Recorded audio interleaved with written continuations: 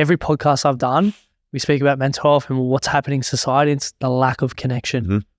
How the fuck do we solve that? It's a good question. I think people have to be willing to accept that it comes from their responsibility. You can't be a victim and blame things on other people. It's never going to work. It never has worked. It never will.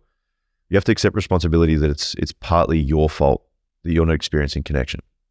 Whether you're a little bit more guarded around certain people, you don't open up as much. It's very easy. Like I found this when I was single previously, the more that I was on the front foot in terms of being honest and open, the more that I got that in terms of reciprocity. If I was closed and guarded, I got a lot more of that as well.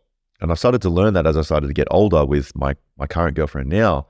The more that I opened up to her and told her about previous experiences that I was maybe holding back because I was embarrassed or insecure or something like that, the better everything else got off the back of that, because she saw who I really was in that moment. I was able to give her a vivid picture of the entire scenario where she was now able to supplant her own empathy, kindness, and all those sorts of things on that.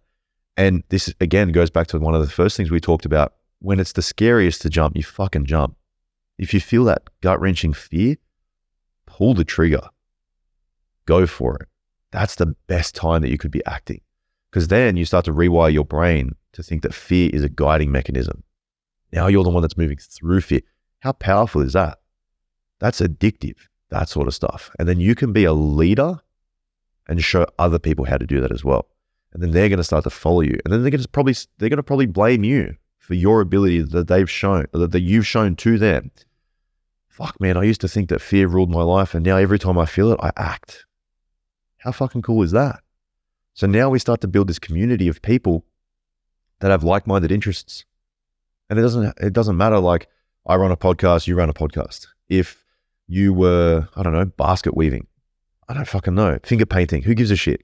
I can see the appreciation for your discipline onto that element as it results to you fighting through fear and going for it.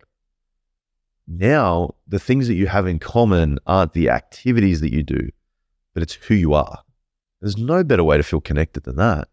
Why do you think rugby league teams are so connected? Why do you think all those guys are such a tight-knit group? It's like a communal suffering. It has nothing to do with the league. It has nothing to do with the tackles. It has nothing to do with any of that. It's that we are voluntarily committing to something that's fucking hard, and we're coming out the other side, no matter how terrified we are, and we're coming out the other side better, stronger, more aligned individuals. Guess what? We're all fucking living. We're all here for one reason or another. People will fight back on that and they'll say, oh, why didn't I be born? Well, you were that fucking funny look in your dad's eye when he first saw your mother. That was you. So you did ask to be born, and you are here. And the odds that you are here at the specific birth date that you had while your parents had sex 9 months earlier, I know you don't want to think about it, but the explanation's going here.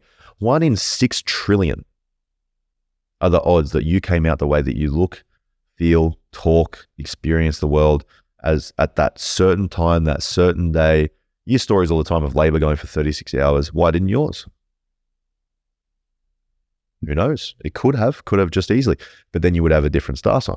You would have different numerology. You would have different things as it results to the way that you do things and perceive things. Maybe there was a super traumatic birth and your parents started to fucking resent you because you wouldn't fucking get out.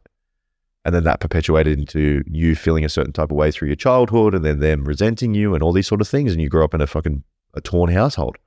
But now you're a beacon of light for people who've gone through that torn household, so that they can now align with you.